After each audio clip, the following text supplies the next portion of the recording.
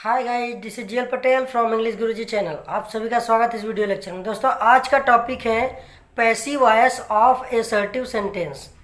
तो दोस्तों, यहाँ पे हम सीखेंगे एसर्टिव सेंटेंस यानी कि अफर्मेटिव सेंटेंस और नेगेटिव सेंटेंस को पैसिव में कैसे बदलते हैं।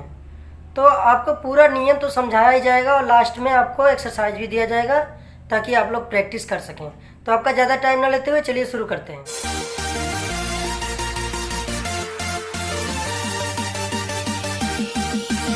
दोस्तों, पिछले वीडियो लेक्चर में हमने पढ़ा था एक्टिव एंड पैसिव वॉइस का सामान्य नियम यानी कि general rule of active and passive voice.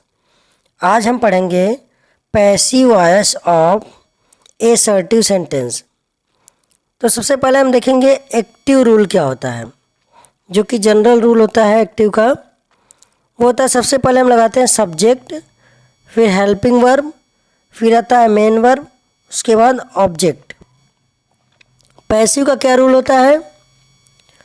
Passive का रूल होता है सबसे पहले हम लगाते हैं ऑब्जेक्ट, उसके बाद लगाते हैं helping verb by passive chart, फिर third form of main verb plus by plus subject.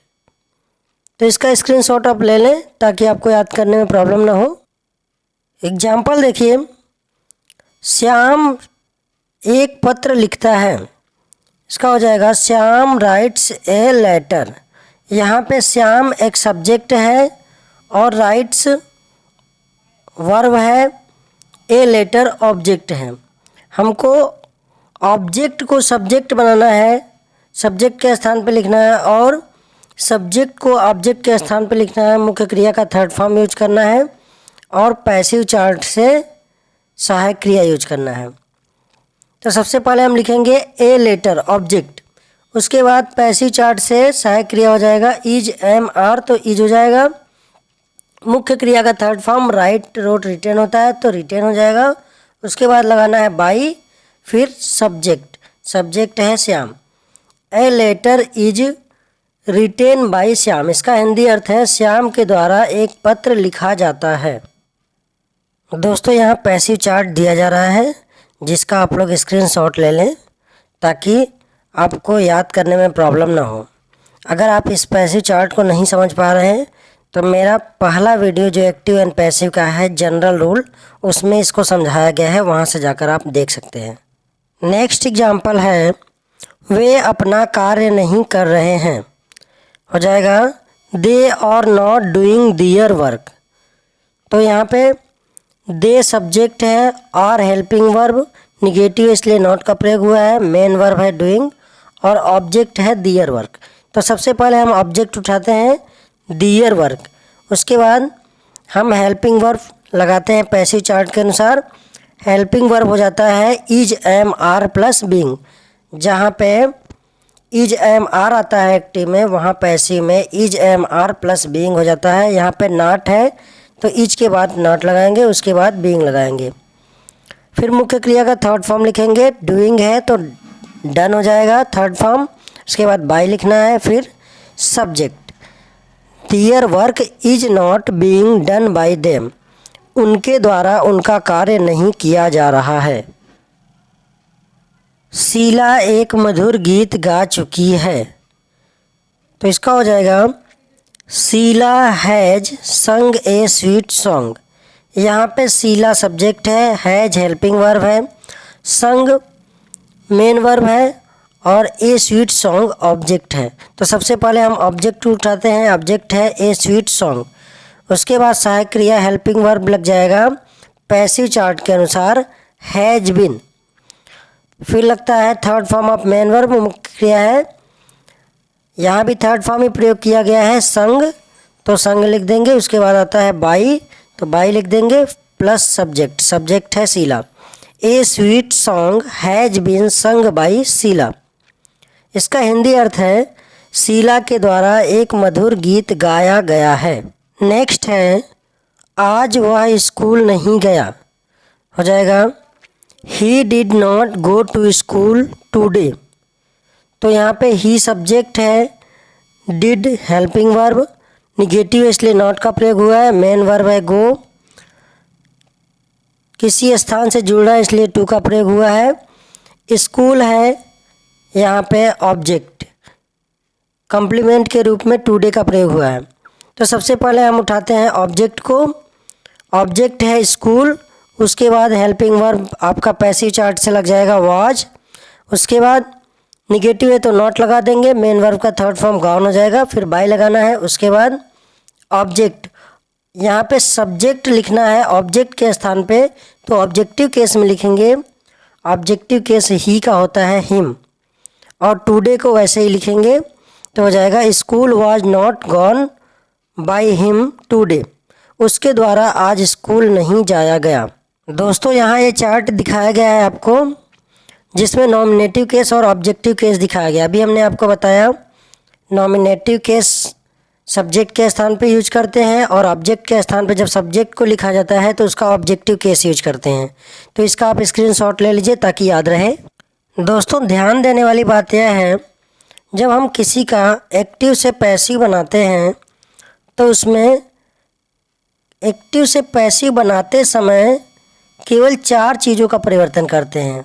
First है subject, second helping verb, third है मेन वर्ब और फोर्थ है ऑब्जेक्ट। शेष सभी चीज़ों को अपने स्थान पर वैसे ही रखते हैं।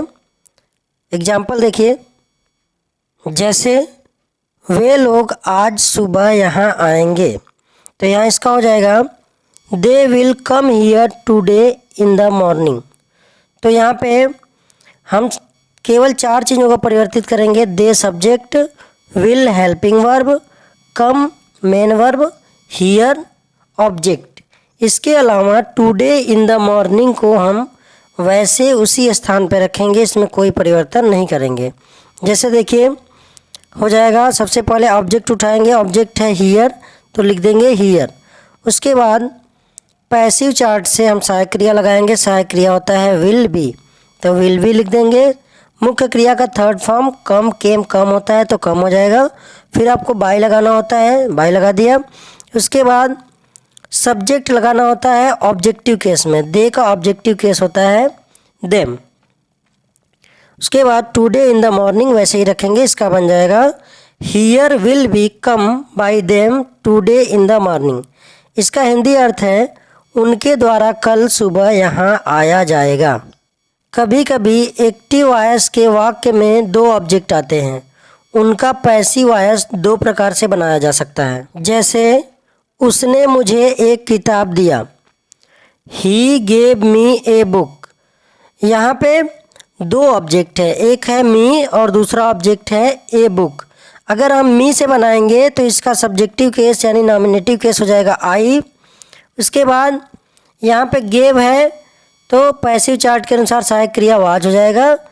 मेन वर्ब का हमेशा थर्ड फॉर्म यूज होता है तो गिवन हो जाएगा। उसके बाद दूसरा ऑब्जेक्ट अपने स्थान पे रख देंगे, फिर बाय लगाते हैं। उसके बाद सब्जेक्ट लिखते हैं ऑब्जेक्टिव केस में, ही का ऑब्जेक्टिव केस होता है हिम, तो हो जाएगा I was given a book by him.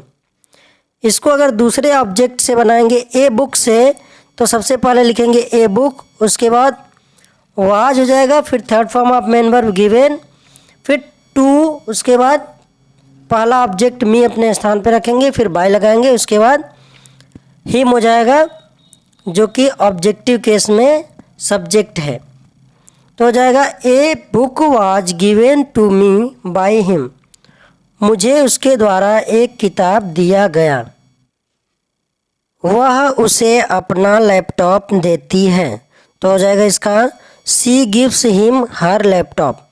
तो यहाँ पे भी 2 ऑब्जेक्ट है, एक हिम है और दूसरा लैपटॉप। अगर हिम से बनाएंगे तो इसका नॉमिनेटिव केस ही हो जाएगा। उसके बाद यहाँ पे सहायक क्रिया हो जाएगा इज। मुख्य क्रिया का थर्ड फॉर्म लगेगा जो कि है गिव, गिव का थर्ड फॉर्म होता है गिवन। उसके बाद सेकेंड ऑब्जेक्ट अपने स्थान पर रखेंगे ए लैपटॉप। उसके बाद बाई, फिर लगाते हैं सब्जेक्ट, ऑब्जेक्टिव केस में सी है तो उसका हो जाएगा her. He is given a laptop by her. अगर इसी को सेकेंड वाले ऑब्जेक्ट से बनाएंगे तो हो जाएगा ए लैपटॉप, उसके बाद इज लगेगा, फिर third form of main verb given, him अपने स्थान पे रखेंगे, उसके बाद लगाएंगे बाई, फिर ऑब्जेक्टिव केस में सब्जेक्ट को लिखेंगे her. A laptop is given to him by her, उसके द्वारा उसे लैपटॉप दिया जाता है। तो दोस्तों यहाँ पे मैंने नियम आपको समझा दिया है, उम्मीद है आपको क्लियर भी हो गया होगा। फिर भी यदि कोई डाउट है तो कमेंट करके पूछ सकते हैं। यहाँ पे कुछ एक्सरसाइज दिया जा रहा है, इसे आप अपने से करेंगे और करके इसको कमेंट बॉक्स में भेज सकते हैं ताकि मैं इसको चेक कर सकूं। दोस्तों अगर यह वीडियो आपको इन्फॉर्मेटिव लगी हो, अगर आपके लिए यूजफुल हो तो इसे लाइक कर दीजिए और अपने दोस्तों के साथ शेयर कर दीजिए ताकि वो लोग भी सीख सकें। अगर आपने मेरा चैनल सब्सक्राइब कर लिया है तो बहुत बहुत धन्यवाद, अगर नहीं किया है तो कृपया इसे सब्सक्राइब कर लीजिए ताकि आपको आने वाले वीडियो की नोटिफिकेशन मिलता रहे और नई नई इंग्लिश के ट्रिक आपको मिलता रहे। धन्यवाद।